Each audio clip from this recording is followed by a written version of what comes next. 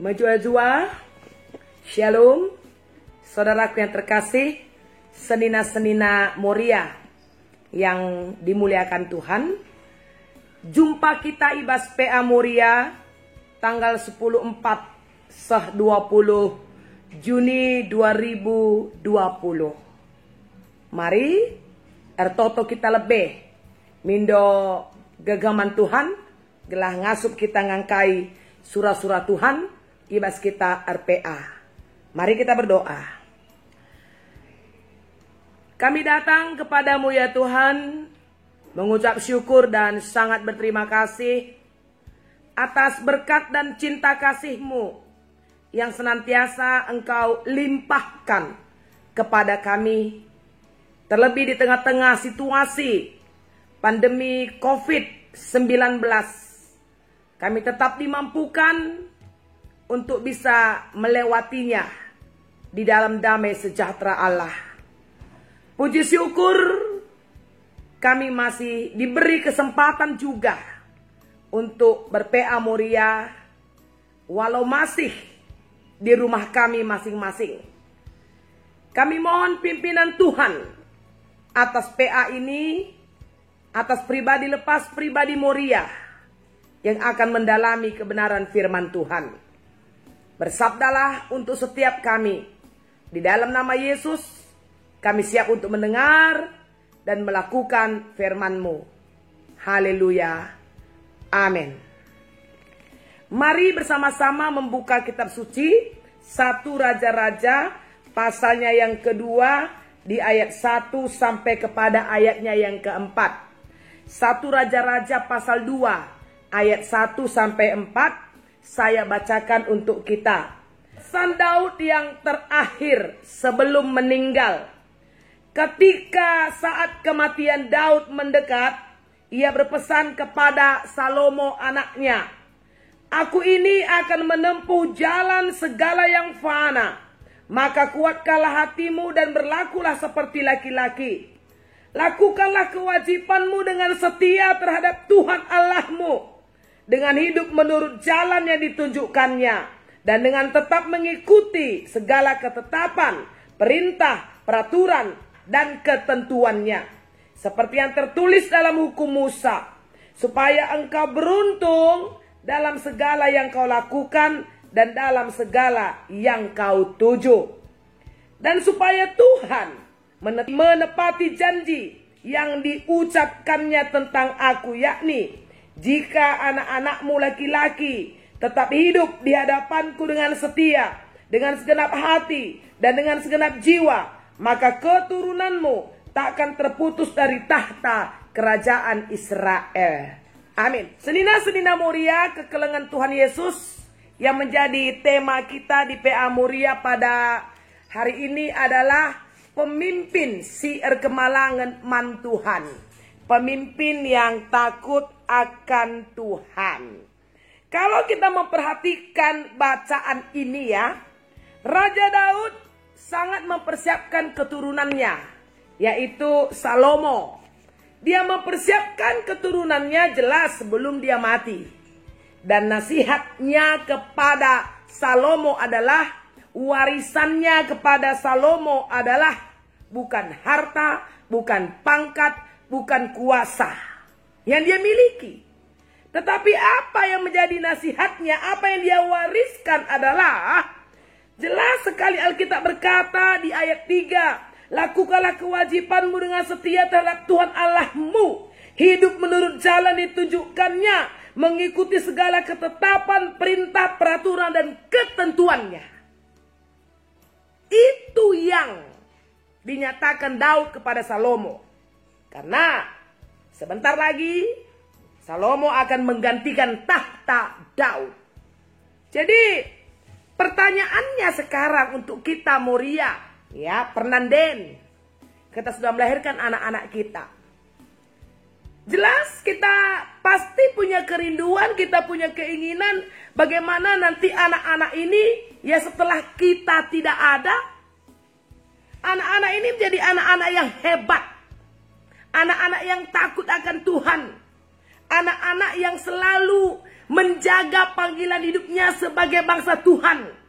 Anak-anak yang selalu memancarkan sinar kemuliaan Allah dalam hidupnya. Itu jelas keinginan kita. Keturunan kita seperti itu. Tapi itu kan tidak bisa terjadi begitu saja. Karena sesuatu yang baik yang terjadi pada anak-anak kita, pada seseorang, itu pasti dimulai ya ketika dia sejak kecil. Mari kita lihat sebuah contoh di dalam Alkitab, saudaraku yang terkasih. Nanti kita boleh baca ya. Ini tentang Obaja. Obaja adalah kepala istana. Ia bekerja untuk Raja Ahab dan Ratu Izebel yang sangat kejam sekali. Ketika Ratu Izebel memerintahkan untuk membunuh semua nabi, tapi Obaja membela nabi, menyembunyikan 100 nabi dan melindunginya. Apa yang dilakukan oleh Obaja ini pasti resikonya sangat-sangat berat. Dia bisa dipecat atau dia bisa dibunuh oleh raja. Kisah ini ada di 1 Raja pasal 18 ayat 1 sampai 15. 1 Raja pasal 18 ayat 1 sampai 15. Di ayat 3, Obaja itu ya dinyatakan sebagai seorang yang sungguh-sungguh takut akan Tuhan. Itu dia. Keberaniannya melindungi nabi adalah karena memang Obaja takut akan Tuhan. Bukan takut kepada Ahab, bukan takut kepada Izebel. Dan di ayat 12, nanti Moria boleh membaca. Kata Obaja begini, hambamu ini sejak kecil. Ini kata si Obaja. Hambamu ini sejak kecil takut akan Tuhan. Berarti kualitas pribadi dan moral daripada Obaja itu memang produk sejak kecil.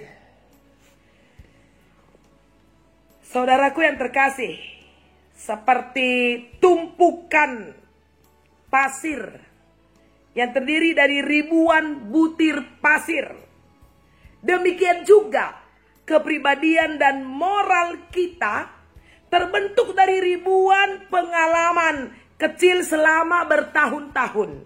Jujur, adil, disiplin, rasa tanggung jawab, peduli, baik hati, berjiwa besar, toleran, dan kualitas yang lainnya. Itu terbentuk sejak kecil. Siapa di sana? Ya orang tua. Karena ini kita PA Moria, siapa di sana? Ya Fernanden. Ibunya yang membentuk anak itu menjadi anak yang luar biasa. Menjadi anak yang memang pada waktunya sangat bisa diandalkan untuk terus hidup di dalam kasih sayang Tuhan. Jadi, saudaraku yang terkasih di dalam nama Tuhan Yesus, pengalaman Daud yang berhasil sebagai raja, ya, jelas pengakuan Daud itu semua karena kepatuhannya kepada Allah. Jelas Daud patuh kepada Allah. Karena dia seorang penggembala, ya, bukan seseorang yang hebat-hebat banget dalam pengetahuan politik, pengetahuan negara, enggak. Seorang gembala, tetapi dia adalah orang yang sangat patuh kepada Tuhan, sehingga hidupnya itu diisi dengan semua perintah-perintah Tuhan, Dan apapun yang dia lakukan ketika dia menjadi seorang pemimpin, menjadi seorang raja, maka Daud dengar-dengaran akan Tuhan. Dan dia sadar, kerajaan ini kan harus dilanjutkan oleh seseorang juga yang takut akan Tuhan. Oleh sebab itu, dia menasihati Salomo. Dikatakan di bacaan kita tadi, di ayat 1 ya, senina-senina muria, saat kematian Daud mendekat, dia berpesan. Ya. Dia berpesan kepada anaknya Salomo. Pesannya apa? Yaitu tadi, bagaimana supaya Salomo ini melakukan kewajibannya setia kepada Tuhan. Karena di pengalaman Daud, dengan kesetiaannya kepada Tuhan, maka kerajaannya kuat. Dan kerajaannya tidak terkalahkan. Dan dia percaya betul, ketika dia menjadi raja itu karena Tuhan. Itulah sebabnya ketika nanti Salomo menggantikan dia, Salomo juga harus patuh pada Tuhan supaya kerajaannya kuat.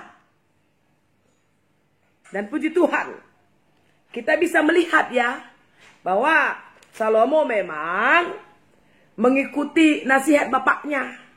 Itu kan nampak di 1 Raja-Raja pasal 3 ya saudaraku yang terkasih. Terutama di ayatnya yang ke-9 ya. Ini kan judulnya doa Salomo memohon hikmat. Di ayat 9, mari perhatikan baik-baik.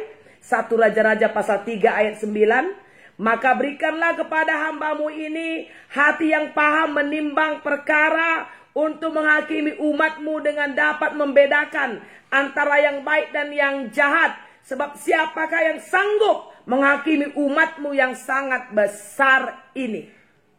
Yang dia minta apa? Hikmat. Setiap orang yang datang meminta hikmat kepada Tuhan, orang itu harus takut akan Tuhan. Karena di dalam bacaan ini, hikmat itu datang ya ketika Salomo di 1 Raja pasal 3 ayat 5 di Gibeon itu Tuhan menampakkan diri kepada Salomo dalam mimpi pada waktu malam. Berfirmanlah Allah, mintalah apa yang hendak kuberikan kepadamu. Jadi pada saat Salomo sedang menyembah Tuhan, disitulah Tuhan datang dan memberikan tawaran, apa yang kau mau? Dan yang dia mau tercatat di ayat 9. Jadi senina-senina muria yang terkasih, adi isungkun kita genduari ya labo perban nanang imahate lang bagelah kainge ateta si pesusur men anak-anak ta, apa yang kita mau wariskan kepada anak-anak kita, kepada generasi selanjutnya.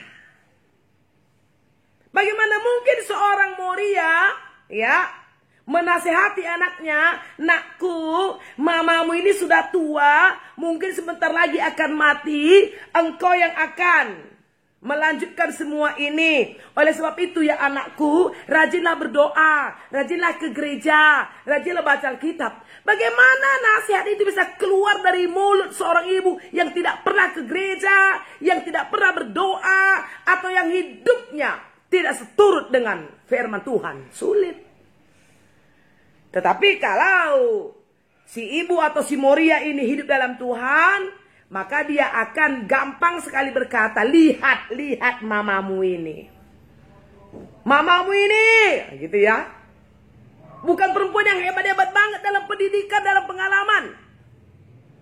Tetapi karena Tuhan yang baik itu, yang selalu menaungi kehidupan mama. Jadi dia memang merasakan hubungan itu. Dan itulah yang kemudian dia akan turunkan kepada anak-anaknya. Nah memang PA Muria kita pada minggu ini berhubungan dengan penggantian kepengurusan Muria. Ya, oleh karena COVID-19 ini ada banyak penundaan persidangan di tengah-tengah gereja kita. Sebentar lagi akan ada mupel dalam wilayah pusat, terus klasis, runggun, dan sektor. Dan akan mulai dipilih pengurus-pengurus Muria kita. Nah, jadi pertanyaannya, kalaulah pengurus Moria yang ada ini mau memberi nasihat kepada Moria-Moria yang lain. Mampu nggak akhirnya seperti Daud memberi nasihat? Ya, mungkin periode kita sudah habis. Ya. Dan kemudian ini akan dilanjutkan oleh Moria yang lain. Ya. Bagaimana kita menasihati mereka? Tutuslah atendu. Misalnya gitu kan. Kita pilih tutus. Menjingkatlah kam. Kita pilih malas-malas. Olah kak berlatih-latih ninta menbana. Kugaban si esi belaskan adik kita pedekan jungut-jungut. Adi. Nggak melala dahin. Jadi senina-senina Moria kekelengan Tuhan Yesus. Saatnya mari, belum terlambat ya. Untuk kita bisa memberikan nasihat atau mewariskan yang baik kepada orang lain. Supaya tidak terputus perbuatan-perbuatan baik itu. Berarti semua harus dimulai dari diri kita. Daud sudah memulainya dengan dirinya. Dan dia nasihati anaknya seperti itu. Moria-Moria, mari mulai dari diri masing-masing. Nasihatilah anak-anakmu. Atau nasihatilah teman-teman Moria yang lain. Apakah di dalam kepengurusan. Di dalam organisasi yang ada. Atau apa saja. Dengan demikian. Maka kebaikan itu pasti tetap menular. Kebaikan itu mewabah. Kira-kira begitu. Ya, jangan hanya apa yang jahat-jahat langsung menular. Jangan. Yang baik itu tularkan kepada banyak orang. Dengan demikian, jika di mana-mana ada orang baik, di mana-mana ada orang yang takut akan Tuhan, di mana-mana ada orang yang menghormati Tuhan, di mana-mana ada orang yang sungguh-sungguh menghargai dirinya sebagai gambar Allah, maka dunia ini, keadaan ini pasti berubah. Jadi selamat menjadi pemimpin yang takut akan Tuhan kepada setiap kita. Jadi ibu yang takut akan Tuhan, istri yang takut akan Tuhan, dan pengurus yang takut akan Tuhan. Terpuji Tuhan Yesus, marilah kita berdoa. Terima kasih ya Bapa di surga atas firman-Mu di PA kami pada hari ini. Dan biarlah kuasa firman-Mu bekerja di dalam hidup kami. Sehingga kami bisa menurunkannya kepada orang lain. Dengan demikian, maka kebaikan, kebenaran, takut akan Tuhan itu tidak pernah putus. Dan pasti keadaan kami dunia ini menjadi lebih baik. Karena hidup kami tetap ada di dalam cinta kasih Tuhan. Inilah doa kami. Beri kami terus semangat. Hati yang sungguh-sungguh menyala-nyala untuk mengikut Tuhan. Di dalam nama Yesus. Haleluya. Amin. Senina Moria kekelangan Tuhan. Bagi MP Anta. Di bata masuk-masuk kita kerina. Shalom.